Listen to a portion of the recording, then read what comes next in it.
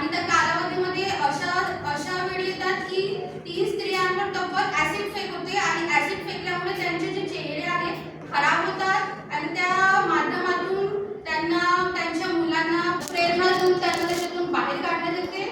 बाहेर काढल्यानंतर त्या स्त्रिया एक कार्यक्रम योजना करतात आणि सुधा मूर्तींना अध्यक्ष म्हणून बोलवतात आणि सुधा मूर्तींना तब्बल एक गोधडी जे गोधडी म्हणजे आपण वाकड म्हणतो पांघरायची वाकड ती 3000 टाक्यांनी तब्बल शिवलेली असते आणि त्या प्रॉस्टिट्यूशन जी वेश्या आहेत त्यांना 3000 स्त्रियांना या वेश्या व्यवसायातून बाहेर काढण्याचं काम सुधा मूर्ती यांनी केलेलं आहे आणि ती जी गोधडी आहे त्याच्यावर 3000 टाके आहे म्हणून या पुस्तकाचंच नाव 3000 टाके आहे. त्यानंतर दुसरी कथा अशी आहे की मुलांवरती मात म्हणून त्याचं नाव आहे.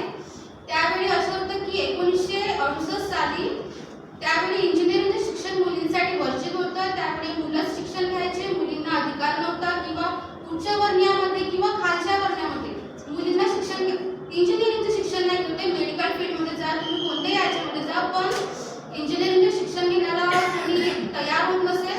त्यावेळी सुधा मूर्ती यांनी हिंमत करून इंजिनिअरिंगचं शिक्षण घेतलं. त्यावेळी पूर्ण कॉलेजमध्ये तब्बल एकच मुलगी शिकत आहे आणि 148 मुलांसोबत एक मुलगी. त्यावेळी शौचाची सोय नाही किंवा बसण्याची सोय नाही, मुलींना शिक्षणाची सोय नाही. त्यावेळी एकट्या सुधा मूर्ती उभे राहून त्यावेळी शिकत आहे. आणि तिसरी कथा अशी आहे की सुधा मूर्ती आजी झालेला आहे.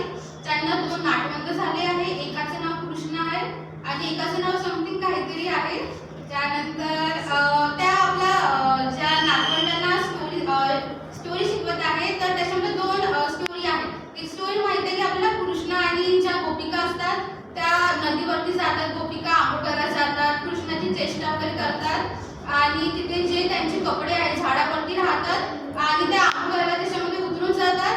त्यानंतर मग जे कृष्ण आहे ते ऐकतात की माझ्या चुकल्या वगैरे करत आहे किंवा माझी खोडपणा सांगत आहे.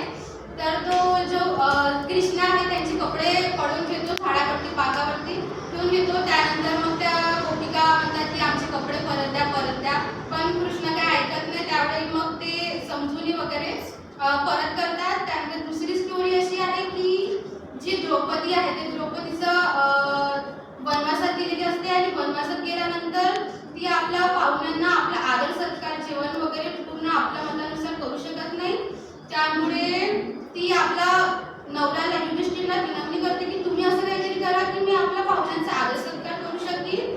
त्यामुळे युधिष्ठिर सूर्यदेवाची आराधना करतात आणि त्यांना एक अक्षय पात्र देतात. त्या अक्षय पात्राचा रोल असा असतो की ज्यावेळी द्रौपदी जेवण करणार त्याच्यानंतर ते कामात नाही येणार.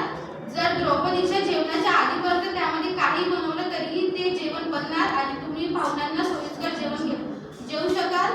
आणि त्या ज्या नाटबंड आहे त्या आताच्या काळातल्या आहे. नाटबंडाची स्टोरी अशी आहे की जी कृष्णा नावाची नातीन आहे